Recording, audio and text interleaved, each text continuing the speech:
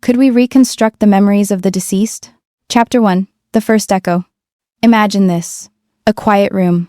A dim cone of lamplight. A recorder blinking red. A daughter sits in a chair that used to be her mother's. A chair that creaked when the woman hummed under her breath, tuned to whatever radio station the morning allowed. The daughter presses play. A voice warm, flawed, unmistakable fills the air. It says, "The summer of the cherries was the year the fence broke. We thought the sky had dropped rubies. Your grandfather brought out a ladder he didn't need, just to look useful." Then, a laugh small, specific, familiar. And for a breathless moment the daughter feels that impossible tug across time. Not just the sound of the dead, but the texture of a memory returning like a ship from fog.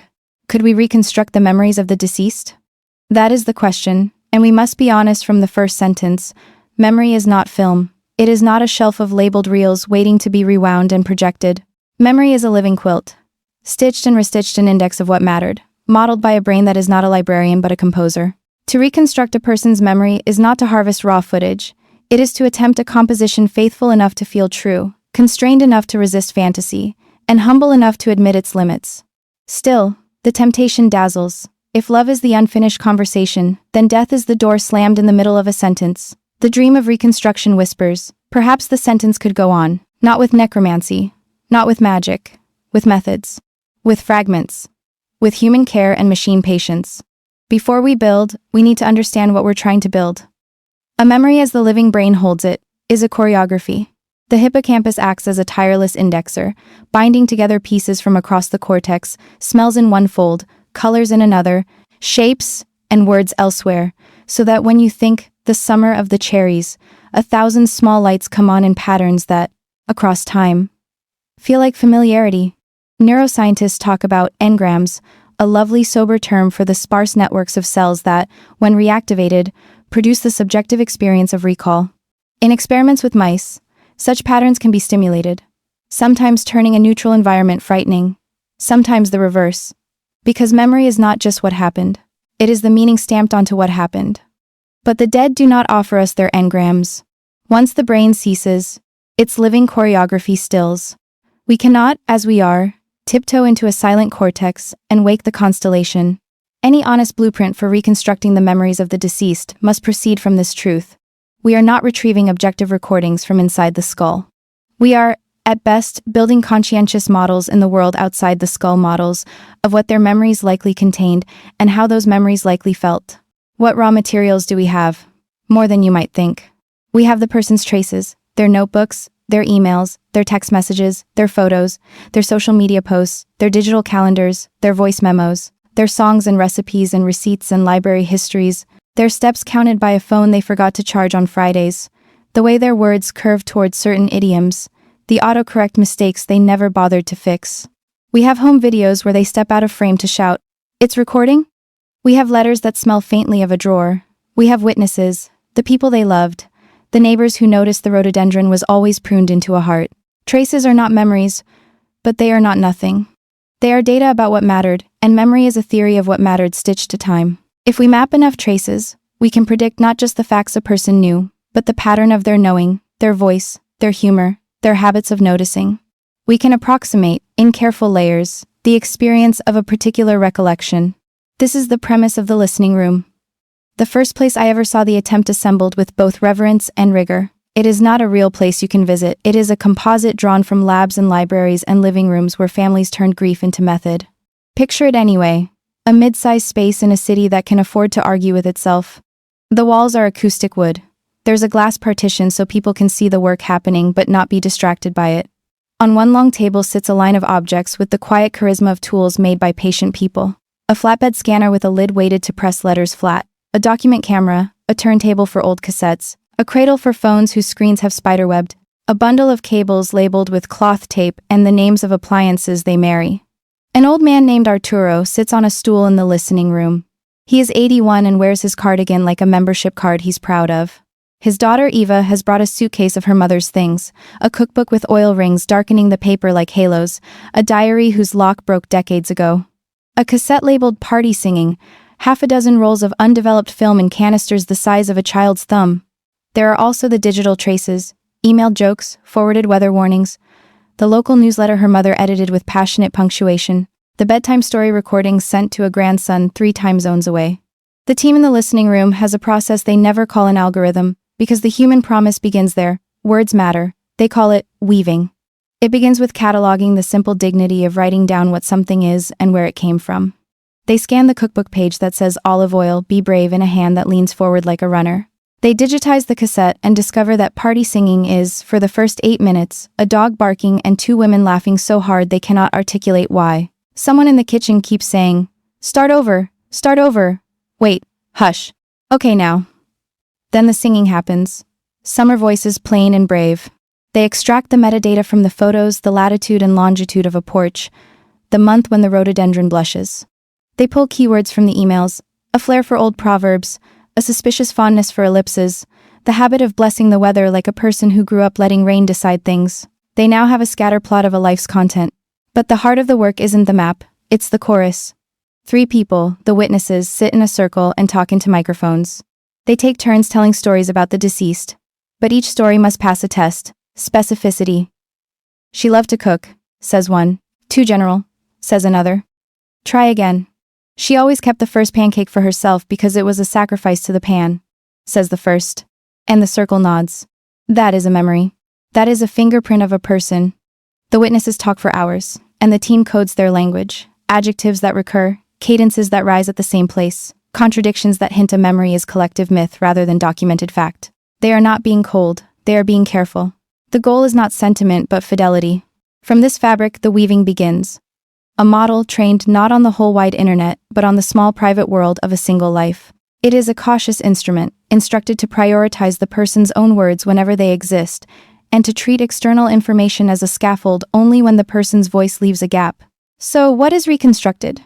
Not a cloudy hologram of the dead person telling you all is well that belongs to stage magicians and predatory apps. What the listening room produces is a memory object, a narrated scene, read in a voice that shares the deceased's timbre, where recordings permit, crafted from language patterns in their writing, rooted in facts, cross-checked against the catalog. Each memory object comes with a provenance, sources cited like a museum placard. Voice timbre modeled from 7 minutes of bedtime recordings. Phrase sacrificed to the pan sourced from witness circle. Corroborated in recipe margin dated May 1999. Porch location triangulated from photo metadata. It is, in short, accountable. Eva chooses one memory to weave first, the summer of the cherries. The machine assembles a draft, but the draft is not given the dignity of a voice until the circle approves it. They listen as a neutral voice reads the text. The draft says, "The summer of the cherries was 1987. The fence broke in a storm. We thought the sky had dropped rubies. Your grandfather brought a ladder he didn't need." It is close, so close, but Eva stops the reading with a lifted hand. "It wasn't a storm," she says. "It was the neighbor's goat, Lucky." The witnesses laugh with relief, because a goat is better than a storm, more vivid, more real. They pull an envelope of photos. There it is, Lucky's patient eyes, the boards askew. The model revises, not only the sentence but its tone. Storms are acts of God, goats are acts of mischief. The memory shifts key brighter, funnier, truer. Then comes the voice. The system synthesizes timbre from the bedtime stories and mother's old voicemails. "Call me back, don't make me worry." But it refuses to generate anything unless a family member explicitly consents. And even then, the synthesized voice carries a gentle watermark, acoustic features that mark it as a reconstruction, not a counterfeit. The voice reads the revised memory. The witnesses hold their breath. The daughter cries the way relief often operates. Unceremonious, unstoppable. Is this a memory? The room debates, quietly. The more accurate sentence is narrower. It is a memory reconstruction, a faithful model of a particular experience, built from authenticated shards and carefully verified tales, performed in a voice that is both itself and not itself. Fidelity is not perfection, it is accountability. A reconstructed memory, if it is to be ethical, must be accountable to the truth, what happened, the person, how they told what happened, and the living, what they can bear to hear.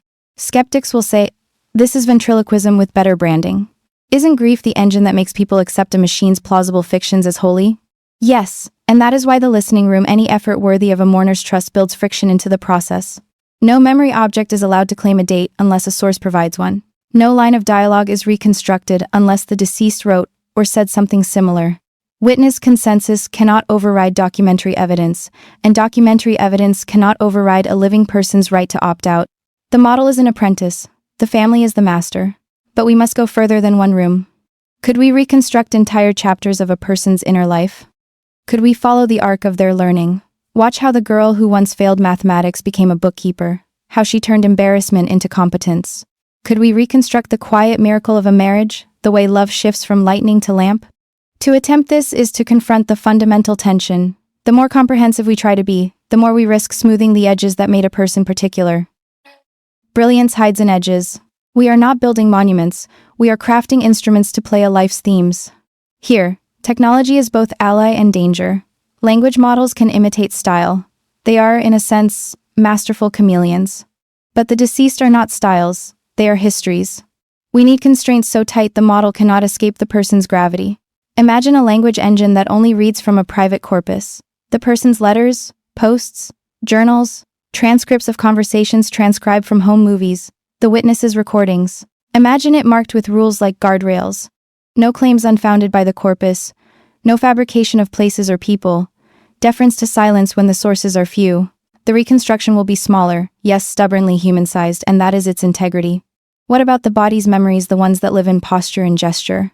The mother's habit of tapping the table twice before she spoke hard truths. The father's slow exhale through the nose when he decided not to argue. The aunt's way of lifting a child onto her hip with a little shimmy that made the motion a dance. We can, to a degree, reconstruct these too, if the videos exist, if the witnesses can reenact, if motion capture can be used not for spectacle, but for memory's choreography. But even then, our reconstructions are careful shadows.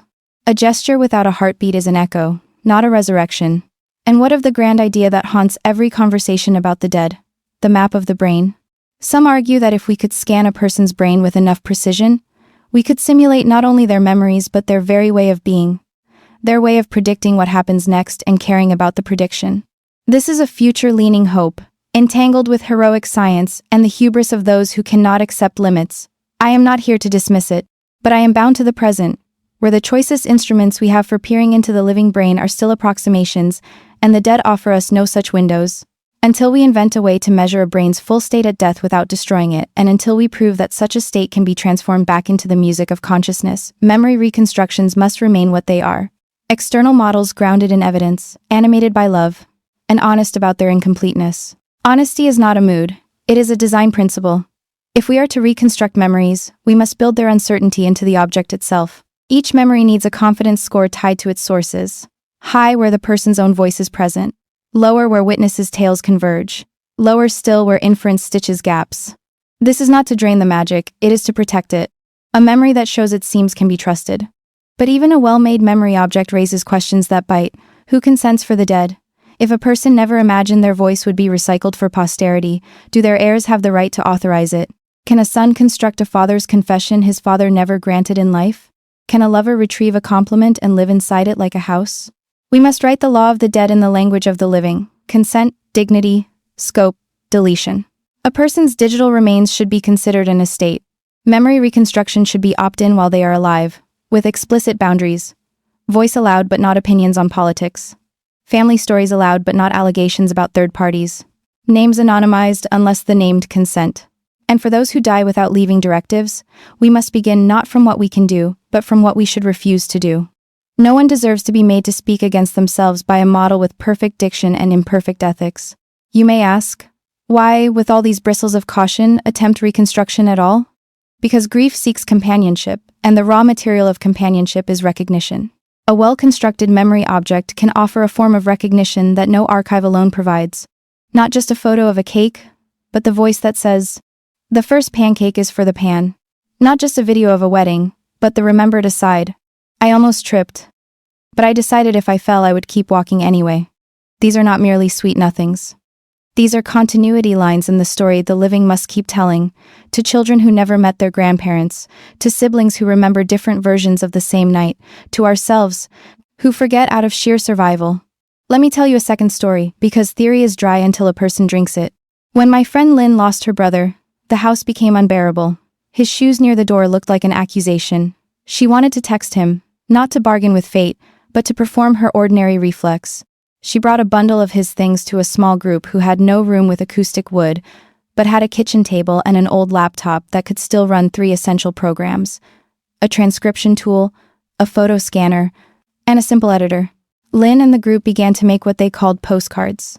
Each postcard was a single memory reconstructed by a quartet of materials. 1. A photograph or screenshot. 2. A snippet of the brother's text messages that showed his language in the wild. 3. A short witness narration, just 2 sentences about what they remembered most vividly. 4. The brother's voice, or when lacking, a cousin's voice who shared his cadence, reading a reconstruction that hews to the evidence. At the bottom of each postcard, in small type, were the sources. Voice. Cousin Mateo, caption phrases. Text to Lynn, 3/14. Details. Mom's notebook, page labeled Bodega, plus witness recollections. They did not try to reconstruct his whole life. They did not try to create a chatbot, that machine that seldom knows when to be quiet. They made a dozen postcards in a month. On nights when Lynn's grief made the room thin and loud, she played one not to fool herself into believing her brother was back, but to stand in the warm light of a memory rendered with care. It made the house bearable. It made the shoes by the door look less like an accusation and more like what they were: temporary traces of a person who had, for a while, been gloriously alive. Could we reconstruct the memories of the deceased? The first answer is a refusal. Not wholly, not cleanly, not without limits that must be cherished as markers of respect. The second answer is a cautious yes. We can reconstruct memory objects, scenes faithful to a person's style and facts if we proceed with a method that values truth over drama, consent over convenience, and provenance over polish. What might such a method look like when scaled, when families without boxes of tapes, without polished microphones, without time want it too? It will look like tools translated into rituals, like community practices as old as wakes and quilts. A witness circle in a living room. A weaving workshop at a library. A public memory registry where people can define their consent while alive, choosing the contours of what their voice may do in the world after they can no longer steer it. And yet, even as we draw plans, we must leave room for the other half of memory, forgetting. The mercy of a human mind is that it forgets with purpose, sifting pain into compost. A world that can reconstruct. With mechanical patience, every slight and wobble risks freezing people in the amber of their worst days. The right to be remembered must include the right to be allowed to fade in places where fading is kindness. Any ethical reconstruction respects erasure as part of the art. In the listening room, after the cherries and the goat and the fence, the daughter asks for one more. The day she left home, she says. Not the day she died. The day she left home at 18 with a suitcase. They assemble what they can. A black and white photo of a bus station. A page from a notebook. A list of addresses, rent circled twice. A letter to a friend that says, "I will pretend my fear is fuel." The woven memory says, "I choose the seat by the window to see what I'm leaving." My mother pretends to fuss with my scarf so she can hide her eyes. When the bus moves, it feels like nothing at all. I expect thunder. Instead, there is the hum of the heater. I decide to act as if the hum is thunder. The daughter listens, eyes closed. When it ends, she does something rare for a witness asked to approve or revise. She nods without words. I think about that sometimes, the way approval sometimes arrives as silence. Perhaps that is, in the end, the best reason to attempt memory reconstruction with care. Not to build illusions for the living, but to offer them a silence filled with the contours of the person they miss, as faithful as we can draw it without claiming more than it is. The first echo is never the original voice, but an echo can contain shape, angle, distance. Learn to read an echo, and you can find your way home. We stand, then, at the threshold of a craft, neither science alone nor story alone, but a braided practice that asks for humility from both. In one hand, the ledger of sources and dates. In the other, the ear tuned for cadence and meaning. The work is not to raise the dead. The work is to dignify the living with objects that help them steer by stars that are gone, but whose light, carefully modeled, transparently sourced, still travels. If you listen, you can begin to hear the tools we will need. Consent frameworks that travel with a person's data across years. Indexing methods that refuse to borrow words the person would never say. Community rooms where witnesses train one another to be precise and gentle. There will be mistakes, and we must design the practice so that it confesses its mistakes openly and repairs them.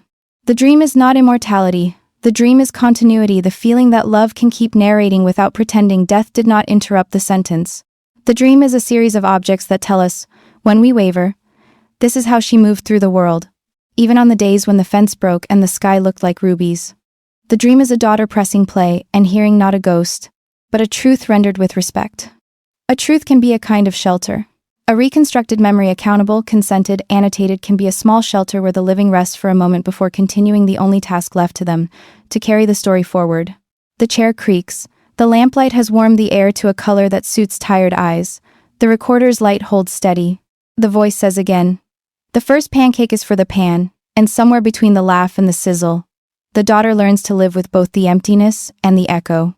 This is how our answer begins, not with a promise to rebuild what was, but with a vow to listen hard enough that the fragments we weave can hold, for a mortal moment, the shape of the person we loved. Chapter 2. The House with Honest Seams. By the time word of the listening room spread beyond the neighborhood with its acoustic wood and its bowl of cheap candy that kept getting refilled by somebody's mother, other rooms appeared. Libraries cleared corners and plugged in scanners. Churches opened choir lofts for witness circles on weeknights. A union hall with good coffee hosted a weaving workshop where people who had never said metadata in their lives learned to say it happily, as if they'd just found the right name for a type of weather. Not every room deserved trust. Some were glossy and fast, selling resurrection without the bother of consent. They promised, in 10 minutes, that you could speak with your grandfather again, right here on your phone. It was impressive in the way fireworks are impressive, a sky drawn with light and noise that you forget by morning. Those rooms taught the rest of us a necessary stubbornness, because speed is the easiest way to lie. What the trustworthy rooms shared was not aesthetic but oath. The oath went by many names, but everywhere it meant the same covenant. This house will show its seams. If you walked into a room that kept the oath, there were always 3 tables and a single window. The tables were labeled in handwriting large enough for tired eyes. Sources, witness, weaving. The window, no matter where it sat, faced a street, as if to remind the room that its work must answer to daylight. At the sources table, people arrived carrying their bundles of a life. Shoeboxes, USB sticks, albums whose plastic pages had fused from summer heat, brown paper bags rustling with letters like dry leaves. The caretakers there were the sort who loved inventories and soft pencils. They wore aprons with pockets like gardeners. They would greet the bundle with the same sentence every time. "Tell us what this is, who gave it, and what you hope will be possible." The telling was a ritual, and like all good rituals, it made a practical poem. A retired teacher named Diane once set down 6 hard drives and said, "My sister liked to save everything. She died in January. I hope to hear one more story about the winter when the furnace broke." The caretakers wrote those sentences next to the file numbers. The lines would travel with the data like notes pinned to a child going to school alone. At the witness table, people took turns speaking into the microphone that lived in a little wooden box. The box had a brass handle and a question carved on the lid. What would they correct you on? It always made the witnesses laugh, which loosened tongues. A man who swore he would never cry told the box, "She would correct me if I said she loved dogs. She liked one dog, just one, and all the rest she tolerated with an air of political neutrality." The room recorded the smile in his voice. It was part of the evidence. A witness who could not stand his father still offered precise detail. He used to cut toast diagonally, not because he liked triangles, but because he said the butter traveled better. The room recorded the clenched jaw, which meant the reconstruction would use the detail but not borrow the forgiveness that hadn't arrived. At the weaving table, nothing moved quickly. The weavers were not mystics but mechanics of meaning. They wore headphones like carpenters wear goggles, and their screens were tired from so much light. They spent most of their time moving between 3 windows, the draft memory in one, the proof pile in another, a running log in the third that tracked every assumption, unproven claim, and revision. It read like footnotes fallen in love with their own honesty.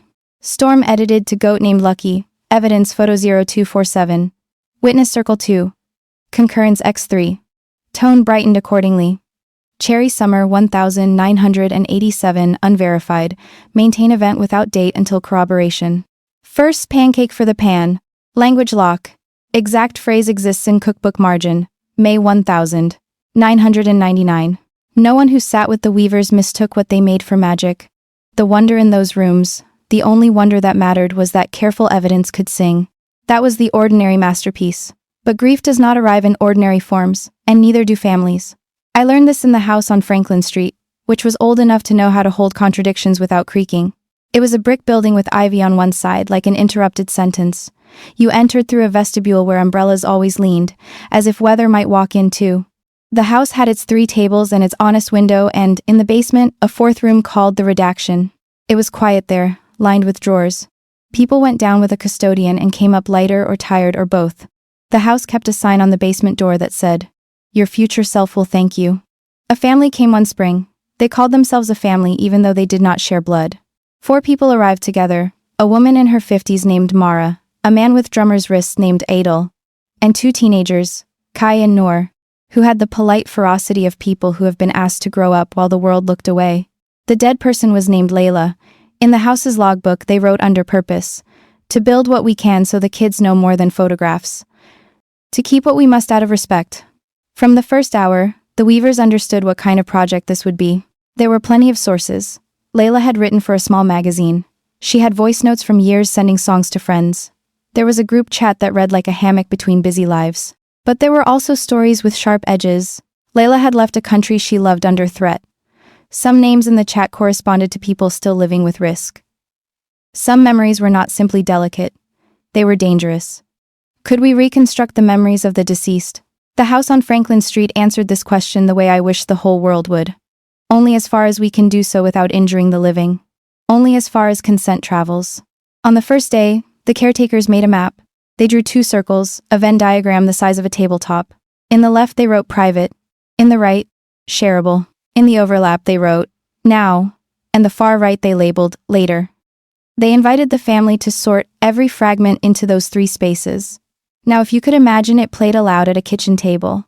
Later if the world might have to wait for safety or softness. Private if it should remain, perpetually, in the drawer. Kai picked up a printed thread from a group chat, a joke about a politician that, if spoken in the wrong country, could feel like a confession.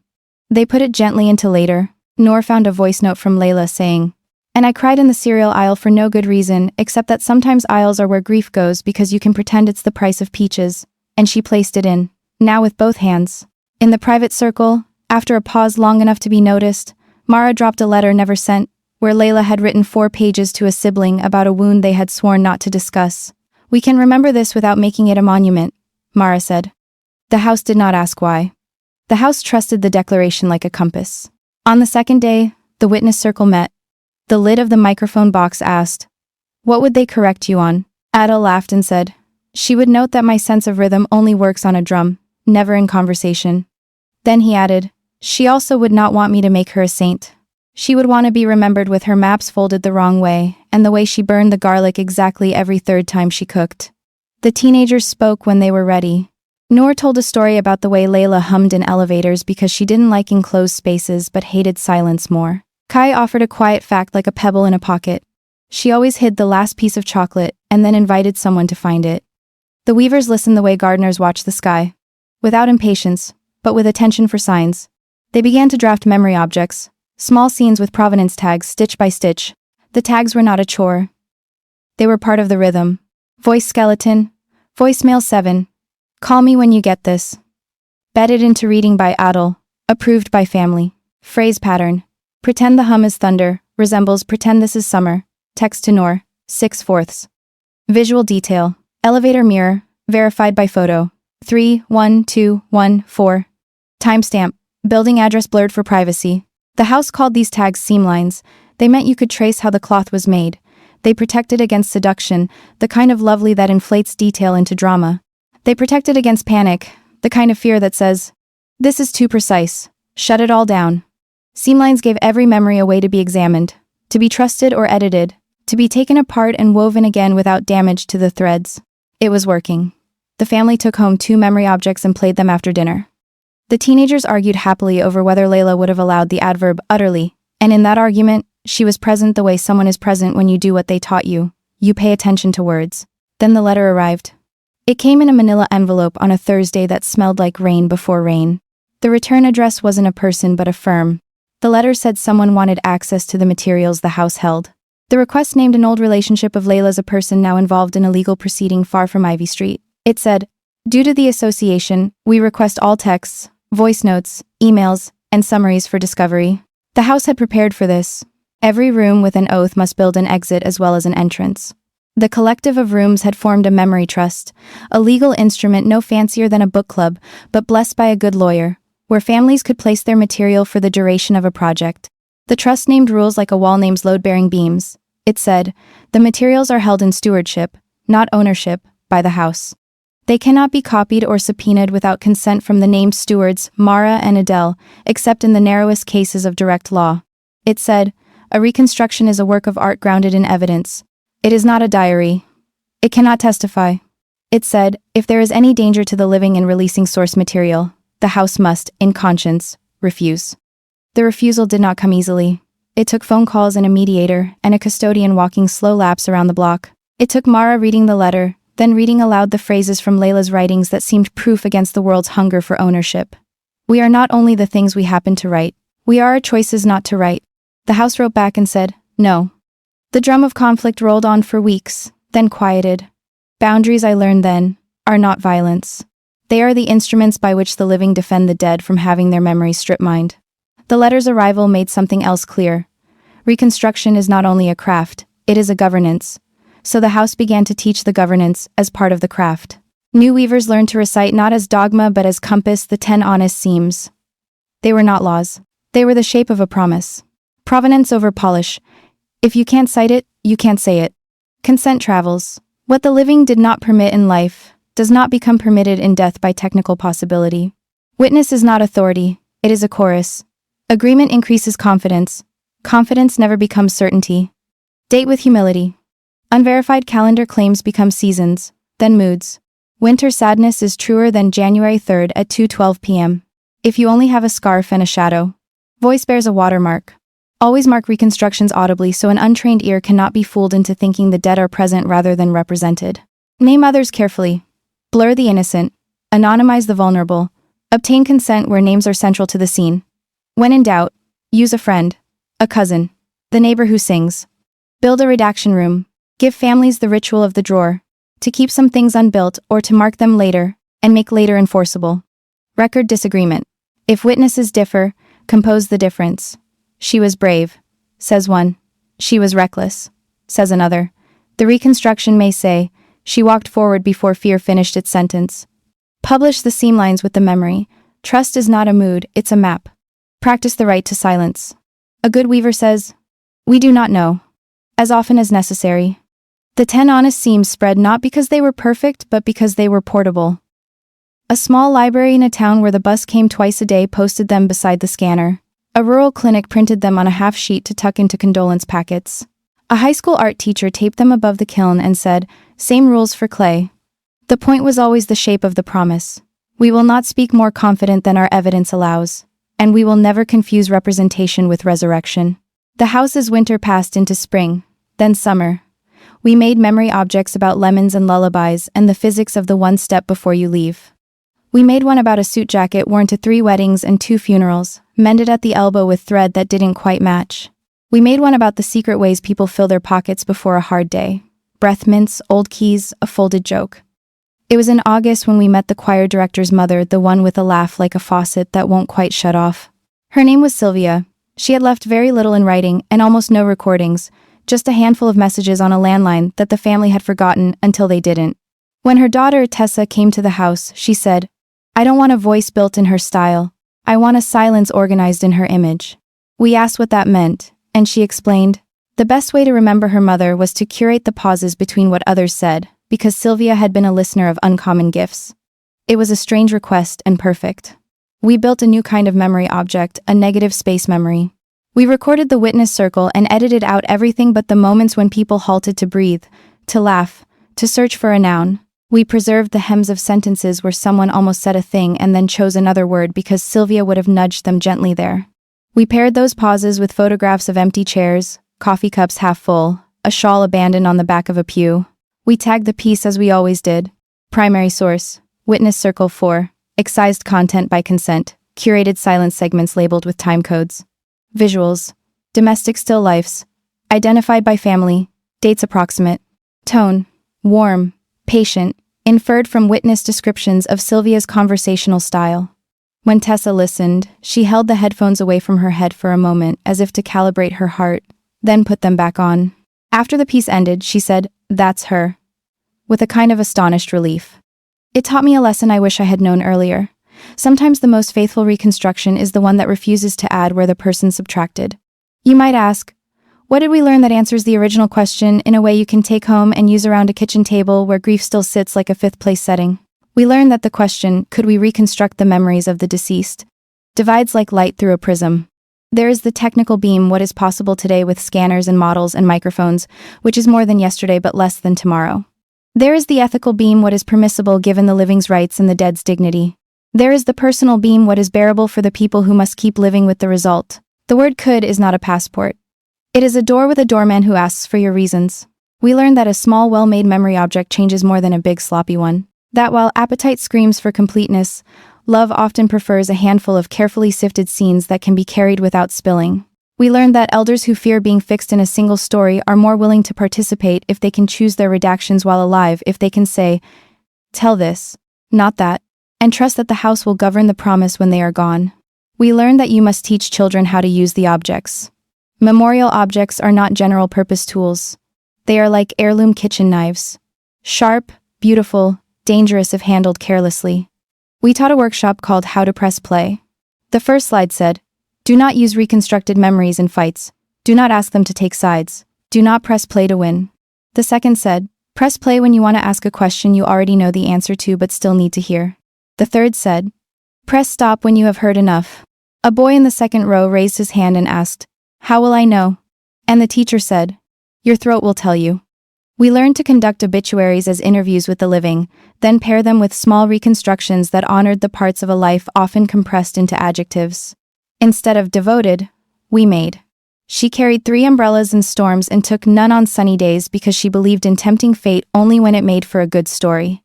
Instead of hardworking, we made. He set the coffee maker the night before not because he was busy but because he loved the feeling of being greeted by a future self. We learned that the rooms could be mobile. A van with a table and a curtain could become a listening room for a town that had lost its factory and the pictures with it.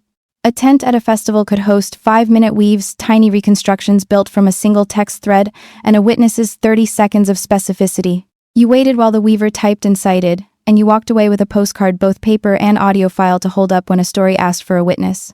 We learned that the people most suspicious of all this were not cold. They were guardians against a world that wants to turn everything private into public. They taught us the sentence that should live at the entrance to every house with honest seams. Here, we do not pry, we invite. Here, we do not extract, we accompany. End quote. And yes, we made mistakes. A name slipped through a redaction once, and we called 3 people that night to apologize. A voice model produced a reading with a sibilant that sounded so like the deceased's that a brother shut the file and did not return for a month. We learned to tune voices not only for accuracy but for mercy. We learned to write a clause into the memory trust that said, any piece may be undone. The undoing was a ceremony with tea and a poem in a recycling bin. You would experience the odd muscular relief of watching the thing you had worked so hard to assemble be unassembled on purpose, and you would feel more powerful than the machines, which is the point. When I say machines, I do not mean villains. I mean instruments of scale that require human hands to play in key. Language engines, pattern finders, timber blenders, face matchers, time scrubbers, these are all lumber that can build a house or a scaffold for hasty harm. The oath the seams is what keeps us from confusing a power with a right. On the last day of the house's first year, we hosted an open hour for anyone to bring one fragment and leave with one small thing. A man with grease under his nails brought a voicemail his mother had left him on a day when he couldn't answer because both hands were inside a car. The voice said, I know you're busy, honey. I just wanted to hear the sound your phone makes when you can't pick up. He left with a postcard that had her words in type and the recording embedded as a code. A woman brought no materials at all, just a sentence she couldn't finish. And we offered her a witness chair and time to find a noun so precisely shaped it could hold her without puncturing. She chose steadfast.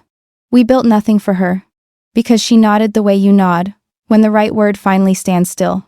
When the hour ended, Mara, who had become a custodian after her own project, locked the drawers and turned off the lamps, leaving the window glowing like a small stage for the empty room.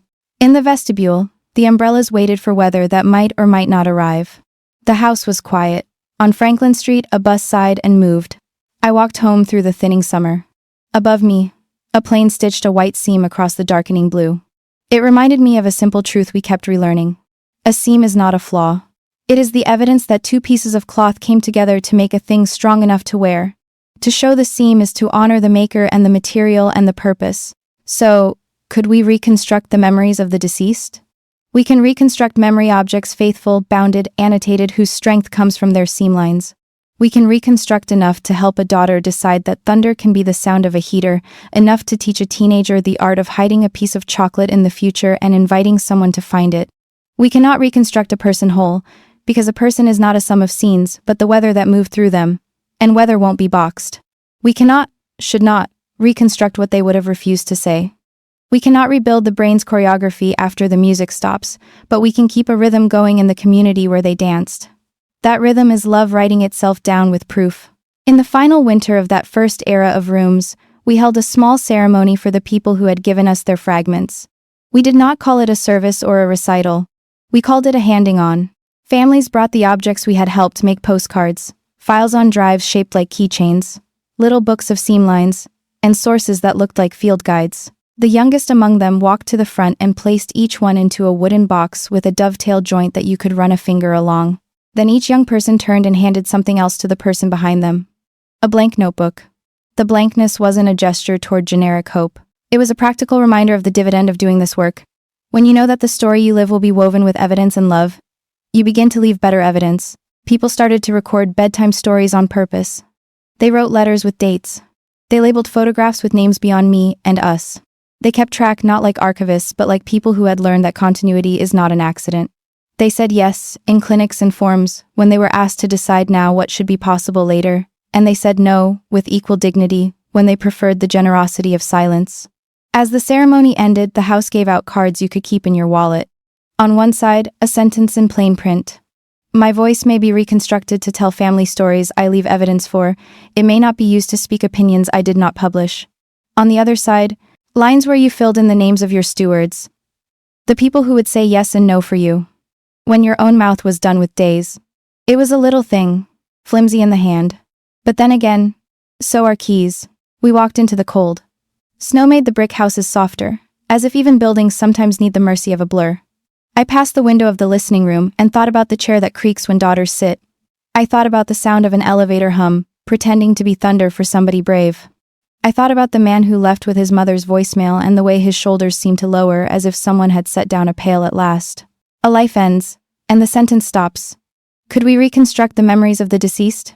Is too small a question to hold the whole of what happens next. The bigger question is, how do we carry the sentence forward without stealing the voice? The rooms with honest seams have found an answer that fits in a hand. We carry small, transparent objects that know what they are and what they are not. We keep consent at the center. We teach our children to press play kindly. We train ourselves to press stop without shame. We draw our circles on the table and sort our fragments into now, later, and private. And we feel, for once, like time has met us halfway. If you try it, if you invite a neighbor and pass a microphone around and label a photo like a love letter and weave a scene from evidence, something unglamorous and profound might happen. You might feel the dead not return, exactly, but rejoin the family of meanings you continue to build. The difference is not subtle. It is the difference between ventriloquism and a choir that remembers how to sing in the voice of a song you all once knew. We end where we must end, with limits honored, with tools put away, with the window reflecting a street where people carry groceries and stories home in the same arms. The house is quiet again. The oath provenance over polish, consent travels, witness as chorus, humility of dates, watermark the voice, name others carefully, redaction as ritual, disagreement recorded, seam lines published. Silence practice hangs on the wall like a recipe you can cook without reading because you've made it enough times to know when to add the salt by smell. The work is not to keep the dead alive. The work is to keep love legible. We can do that. We are doing that already when we choose the truthful detail over the impressive one, when we protect what a person would have protected, when we stitch the scene and show the seam and say, this is ours to carry, not because it makes us heroes of the past, but because it makes us honest in the present. The chair creaks, the light warms, the recorder's little eyelid blinks and closes. The memory objects sit in a box with dovetail joints, the blank notebooks stacked beside them like unraveled roads. Outside, the night keeps its quiet promise to be larger than our rooms. Inside, we learn the skill that turns longing into work. We listen until we can hear the shape of what deserves to last, and then not as magicians, but as kin we carry it forward.